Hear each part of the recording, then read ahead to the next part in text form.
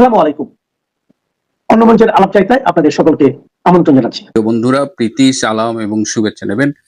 আমার ইউটিউব শোর নিচে বিভিন্ন পর্বের নিচে মাঝে মধ্যে আমি কিছু কমেন্ট পাই, সেখানে অনেকেই বলেন যে ভাই এগুলো বলেন, এগুলো শুনতে চাই না, আপনি আমাদের কিছু সুসংবাদ দেন, ভালো সংবাদ দেন। আমার যেটা সীমাবদ্ধতা সেটা হলো যে আমি যতটুকু তথ্য পাই এবং আমার পক্ষে সেটা যতটুকু যাচাই করা সম্ভব সেটুকু যাচাই করেই আপনাদের সামনে বলি। সুতরাং বানিয়ে বলা, মিথ্যে বলা, অসত্য বলা এইটা আমার দ্বারা আসলে হয় না, এবং আমি সেই কাজে এখানে আসিও নি। আমি অন্তত চেষ্টা করি আমি যা বলি তার অন্তত 95% যেন আমার জানা মতে সত্য তথ্য থাকে। তারপরেও কখনো কখনো এই সব চেষ্টার সম্পর্ক সত্ত্বেও আমি আসলে পারি না।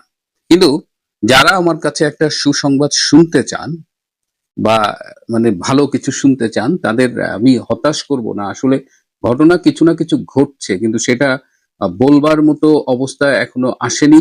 তবে আজকে আমি একটা গুরুত্বপূর্ণ কথা আপনাদের বলবো।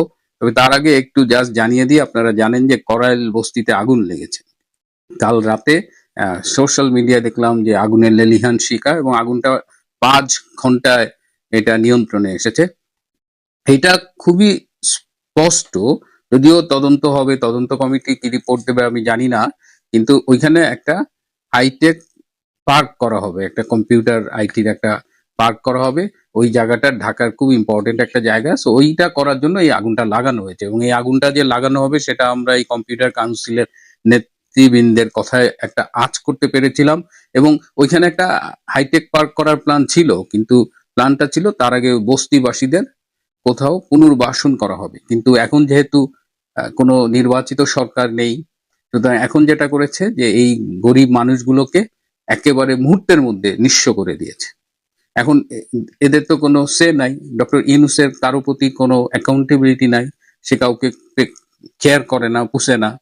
এখন এই সুযোগে এই এই শত শত হাজার হাজার মানুষকে এইভাবে রাতের অন্ধকারে নিঃস্ব করে দেওয়া হলো।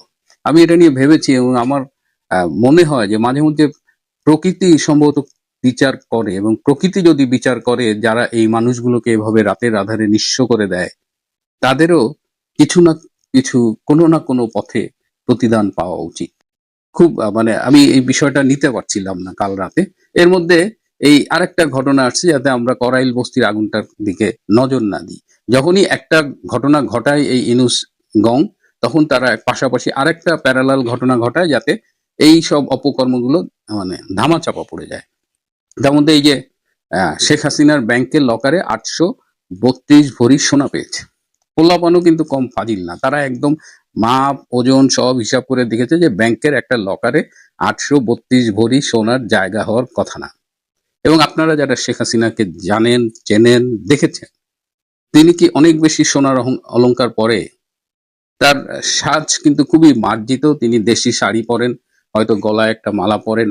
তাকে আমি একদিনই দেখেছিলাম বালা পরতে, সোনার বালা। আপনাদের আপনাদের অনেকেরই মনে থাকার কথা যে চা বাগানের শ্রমিকরা 1 টাকা 2 টাকা এরকম করে চাঁদা দিয়ে তার জন্য এক জোড়া বালা বানিয়ে উপহার হিসেবে দিয়েছিলেন, এবং তিনি সেই বালা দুটো পরে এভাবে দেখিয়েছিলেন যে আপনাদের এই ভালোবাসার উপহারটা আমি নিলাম, আমি তো এই সব স্বর্ণালংকার খুব একটা ব্যবহার করি না, কিন্তু আপনাদের এটা আমি নিলাম।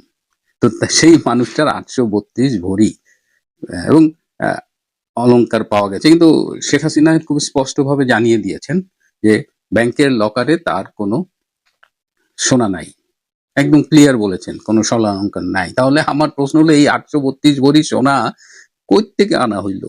কে কে এখানে ডোনেট করছে? এটা কি উপদেষ্টা এবং আরো যারা চামচা টামচা আছে তারা কি ভাগযোগ করে দিছে যে ভাই আমি 10 ভরি দিলাম, আপনি 5 ভরি দিলাম, বা এই 832 ভরি এখন কি হবে? নেত্রী খুব ভালো বলছে, যদি এই সোনা তার হয় তাহলে লকার থেকে এটা যেন করাইল বস্তিবাসী যারা ক্ষতিগ্রস্ত তাদের দিয়ে দিতে।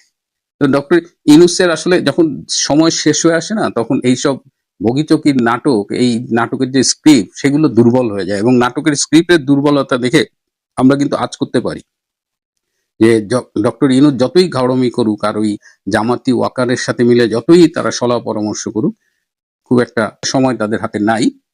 যাই হোক, আজকে মূল বিষয়টা আসি। আপনারা জানেন বাংলাদেশের জাতীয় নিরাপত্তা উপদেষ্টা তিনি কয়েকদিন আগে কাতারের দোহায় মিটিং করেছেন, এবং সেখান থেকে বাংলাদেশ হয়ে তিনি ভারতে গিয়েছিলেন, সেই কলম্বো সিকিউরিটি কনক্লেভে যোগ দিতে। সেই আসনে বাংলাদেশ সভাপতিত্ব করেছে এবং তার 2 দিন আগে তিনি গিয়েছিলেন, সেখানে তিনি অজিত দোভাল এবং একটি মিটিং এ অজিত দোভালের সাথে ভারতে মার্কিন রাষ্ট্রদূত সার্জিও গার উপস্থিত ছিলেন। তিনি আবার এসে পরশুদিন আবার তিনি কাতার গিয়েছেন এবং কাতারে তিনি সিরিজ বৈঠক করছেন। এই বৈঠকে উপস্থিত আছেন ভারতের এক্সটার্নাল অ্যাফেয়ার্স মিনিস্ট্রি, যেটা পররাষ্ট্র মন্ত্রণালয়ের প্রতিনিধিরা আছেন, রয়ের প্রতিনিধিরা আছেন এবং মার্কিন যুক্তরাষ্ট্রের ট্রাম্প অ্যাডমিনিস্ট্রেশনের কয়েকজন এখানে যোগ দিয়েছেন এবং এখানে সিরিজ বৈঠক হচ্ছে। 4 দিনের সফরে গিয়েছেন ডক্টর খলিলুর রহমান এবং এখানে মূলত বাংলাদেশের নির্বাচনটা নিয়ে আলোচনা হচ্ছে, যে বাংলাদেশের আসন্ন জাতীয় সংসদ নির্বাচনটা যাতে ইনক্লুসিভ হয়, সব দলকে নিয়ে হয়, সেটা নিয়ে আলোচনা হচ্ছে। এর আগে যে ভারতে অজিত দোভালের সাথে যে আলোচনাটা হয়েছিল এবং সার্জিও গারের উপস্থিতিতে যে আলোচনা হয়েছিল, সেখানেও কিন্তু বাংলাদেশে ভারতের প্রত্যাশাটা জানানো হয়েছিল যে ভারত চায় বাংলাদেশে একটা সবাইকে নিয়ে অন্তর্ভুক্তিমূলক ইনক্লুসিভ নির্বাচন। সেই কথাটাই আবার বলেছে।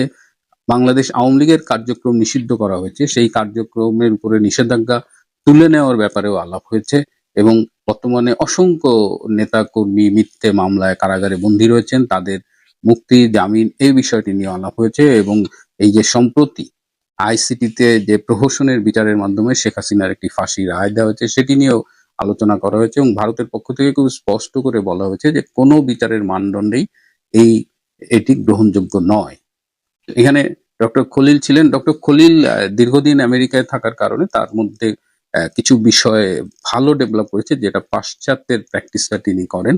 আর তিনি এবং এখানে এই বিষয়ে কিন্তু আমেরিকার যারা ছিলেন তারাও কিন্তু ঐকমত্য পোষণ করেছে। ইটস নট দ্যাট যে এগুলো শুধু ভারত বলেছে।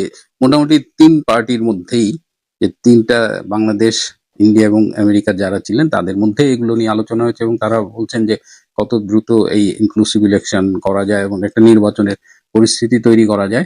আরেকটা মজার ব্যাপার হলো যে এই যে অজিত দোভালের সাথে মিটিং এ যখন ডক্টর খলিল দিল্লিতে ছিলেন, তখন কিন্তু অজিত দোভাল বেশ কয়েকটা রিপোর্ট দিয়েছিল এবং বাংলাদেশে জঙ্গি কার্যক্রমের স্পষ্ট প্রমাণ দিয়ে দিয়েছিলেন এবং বলেছিলেন 6 কার্য দিবসের মধ্যে বাংলাদেশের দৃশ্যমান সক্রিয়তা তারা দেখতে যায়, যে বাংলাদেশ কি করলো। আমরা এই রিপোর্টটা দিলাম।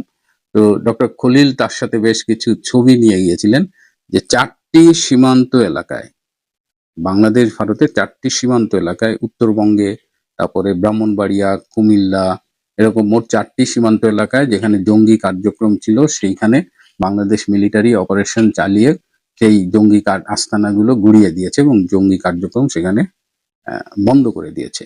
তো এইগুলোর রিপোর্ট নিয়ে গেছেন ডক্টর খলিল টু প্রুভ যে বাংলাদেশ সরকার, ভারত যে অনুরোধ করেছিল এবং যে প্রমাণগুলো দিয়েছিল, বাংলাদেশ সরকার ইজ অ্যাক্টিং অ্যাকর্ডিংলি। তো এই আলোচনাগুলো আরো চলবে। আর বাংলাদেশের মানে গোয়েন্দা ওয়ার্ল্ডে, স্পাই ওয়ার্ল্ডে, এখানে অনেক দেশের গোয়েন্দারা কাজ করছে এবং একটি দেশের 17 জন গোয়েন্দা গত 14 মাসে খুন হয়েছে।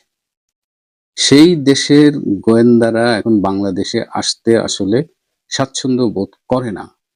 তো অনেক সেই দেশের অনেক প্রতিনিধি এর চাইতে বাংলাদেশের বাইরে, স্পেশালি কাতারে মিটিং করতে আগ্রহ বোধ করে।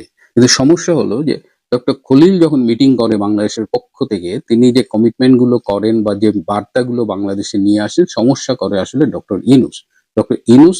তিনি তার ক্ষমতা ছাড়তে চান না এবং তিনি এখন কাউকেই পাত্তা দেন না। তিনি মনে করেন তিনি আছেন, তার সাথে জামাত আছে এবং ওয়াকার আছে, সুতরাং কেউ তার কিছু করতে পারবে না।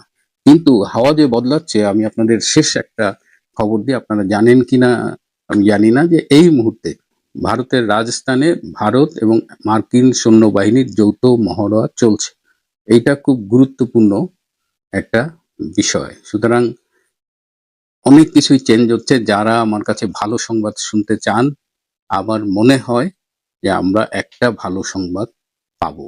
সেই সংবাদটা ডিসেম্বরের মধ্যেই পেতে হবে, অন্যথায় বাংলাদেশ একটা ভীষণ অনিশ্চয়তার মধ্যে ঢুকে যাবে। প্রিয় বন্ধুরা, আজ এ পর্যন্তই। ভালো থাকবেন, সুস্থ থাকবেন, তার চেয়েও জরুরি হলো নিরাপদে থাকবেন।